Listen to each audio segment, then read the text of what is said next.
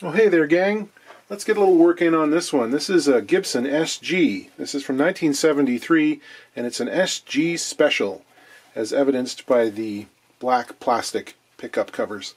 The color on this is what Mark Agnesi might have been tempted to call poopy brown before he started getting paid by Gibson. But this is not actually walnut. This is, in fact, a cherry finish, which has faded or darkened considerably all over, except for a couple of areas here and there where they got a bit more lacquer on during the finishing process.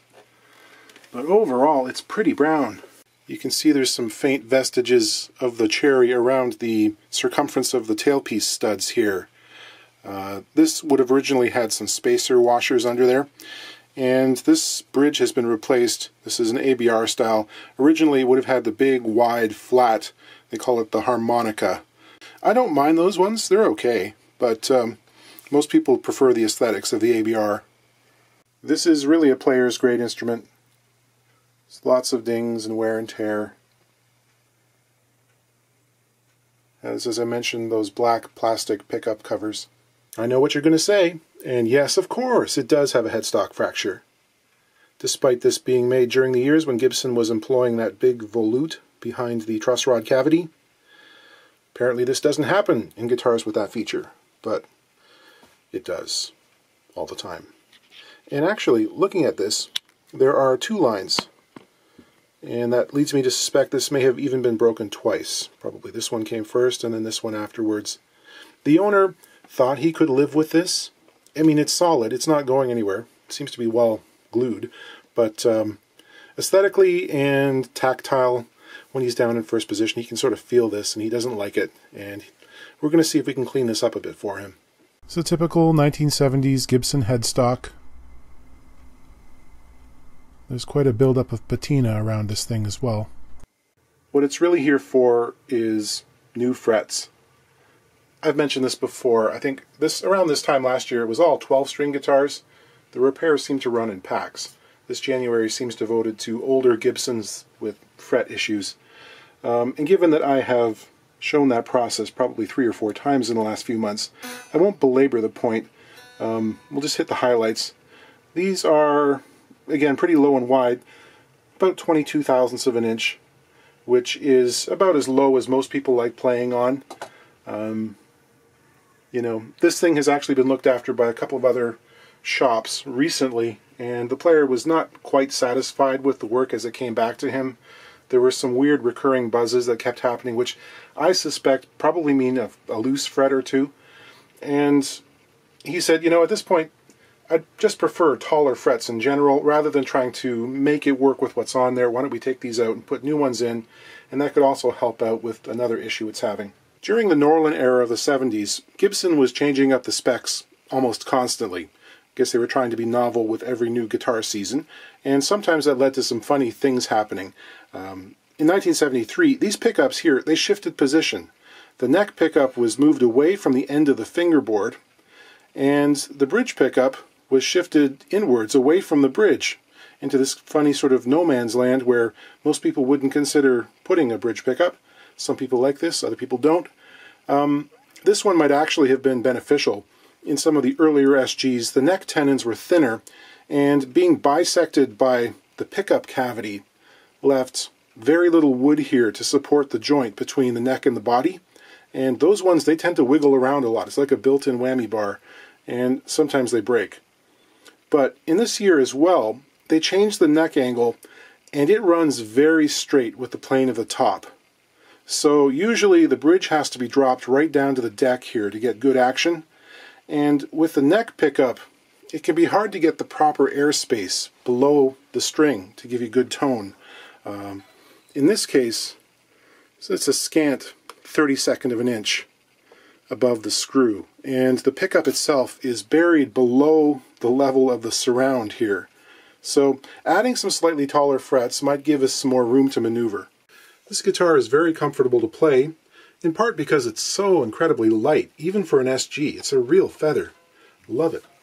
And the neck width, it gets a bit narrow. We're in the 1 9/16 of an inch nut width era, which most people find kind of small. Although in cross-section the neck is actually pretty deep. It's robust enough that I can play it. It feels good to me. And the action, we seem a bit high. Yeah, we're around 5/64 on the bass side, which is technically kind of within Gibson spec, although most Gibson players want it much lower than that. It's around 2 millimeters. And on the treble side, also 5/64. So yeah, not great. And I don't think there's very much adjustability left in this bridge. Take it all the way down so it's resting right on the top and see what that gets us, which is just over 4/64. So, you know, in an ideal world, you'd want to be able to lower the strings so that they just touch the tops of the frets. I'm not sure we'll ever get that out of this guitar, just based on the way it was constructed. But with taller frets on there, we'll have a little bit more room to adjust the bridge. Might get slightly better action. The neck is very straight. There's maybe 0.02 worth of relief. We'll get right into the fret removal. You've seen me do this a lot lately with the soldering iron to start off with. This board has a lot of wear, and the player would like to preserve it and keep the associated mojo. That's fine.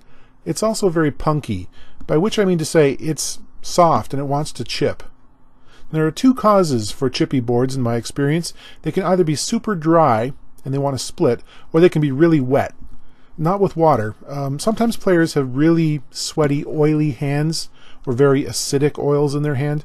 Sometimes people use way too much fretboard oil, and these substances can seep under the frets and they soak into the end grain of the slot around the tang, and it softens it sort of like a waterlogged tree down by the creek.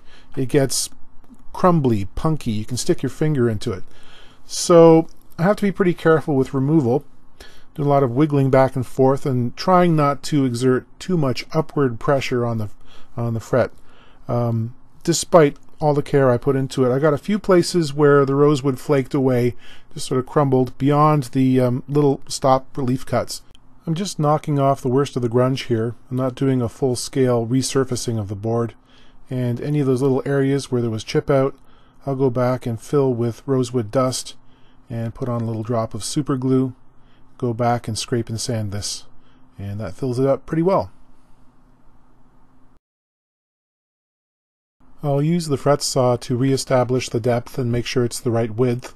I'm using Dunlop 6100 wire here, which is the same width as what was in there originally.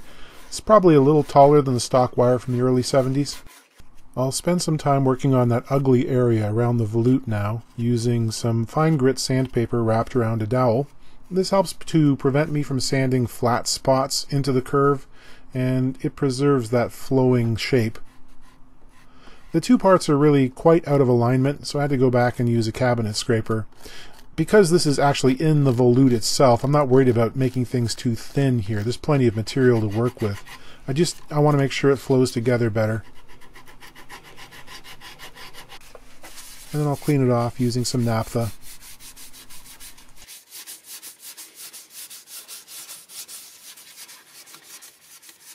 I'll bend a radius into the fret wire now. This is close to the largest size of fret wire commonly used in production guitars. Clean off the ends of the frets after nipping them. I'll install these in my usual way. I put some glue in the slot, make sure that there is good support under the area where I'll be hammering, and knock the ends in using my little plastic faced hammer. A couple of perfunctory taps, and then I'll use the fret pressing jaws to really seat it home.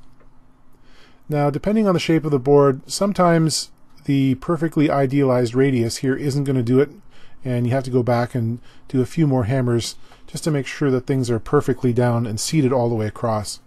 I'll clip off the exposed fret ends, and I'll file the ends of the frets flush with the edge of the fingerboard. I'm not actually going to run the file up into the lacquer. I stopped short of that. I'll fill the ends of the slots with some dust and super glue. And there was a certain area here on the back of the neck that felt like it had been raked over the edge of a concrete step or something. It was really rough, very washboarded, so I thought I should fill that in as well.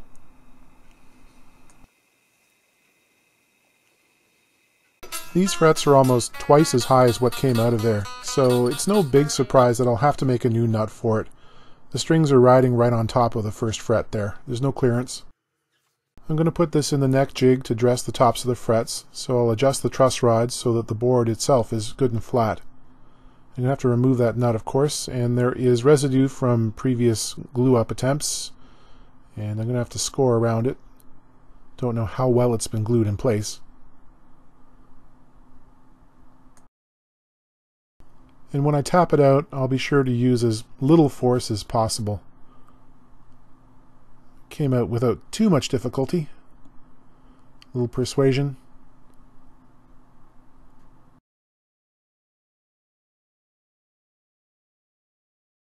I'll tape off the fingerboard surface,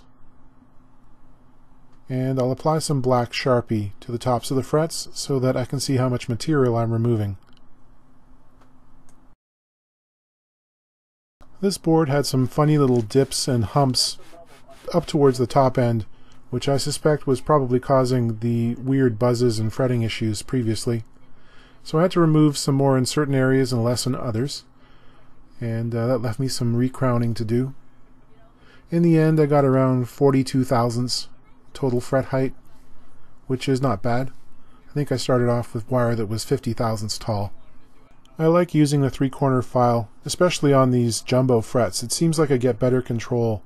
I'm never sure with the little diamond fret files just where it's taking the material off. It usually ends up taking stuff off the top rather than the sides, at least for me anyway. So I'll sand these and polish them up using micro mesh.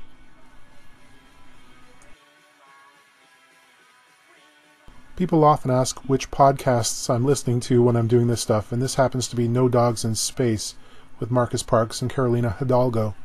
I'll start the fret end shaping process right now, using the dressing file to knock off the corners, mostly for safety at this point, because those are extremely sharp, and if you're not thinking, you'll grab the neck like you normally do, and then you got to go searching for a band-aid, and it slows everything down. I'll mark out for the nut spacing and cut the slots. I need to mix up some color to airbrush over the repaired areas on the neck. I'm starting out with a slightly thinned lacquer and dropping in some cherry red, to which I'm adding a hefty helping of brown as well, trying to approximate what's going on with that faded lacquer. It's a little redder than the body of the neck where the wear has happened, and it mirrors some of the unfaded stuff going on up in the headstock. And again, for whatever reason, my camera makes it look much more red than real life. I'm happy that it looks better than what was there. It looks like I'm spraying really heavy, but you got to remember this is quite thinned, so there's not nearly as much lacquer going on as it seems.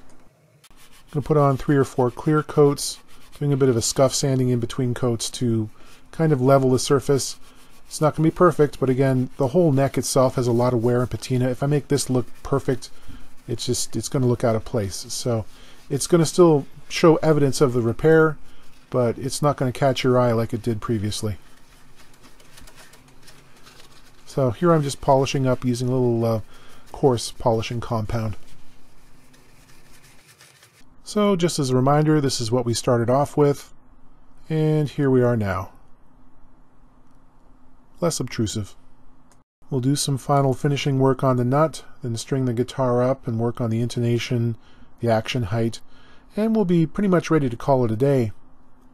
So we got those frets in there, nice big tall round frets. And I managed to bring the action down a little bit. We started off with 5/64ths, now we're down to 4, which is a bit more comfortable, and when you think about it, it's actually 20% lower than what we had to begin with. So, pretty happy with it.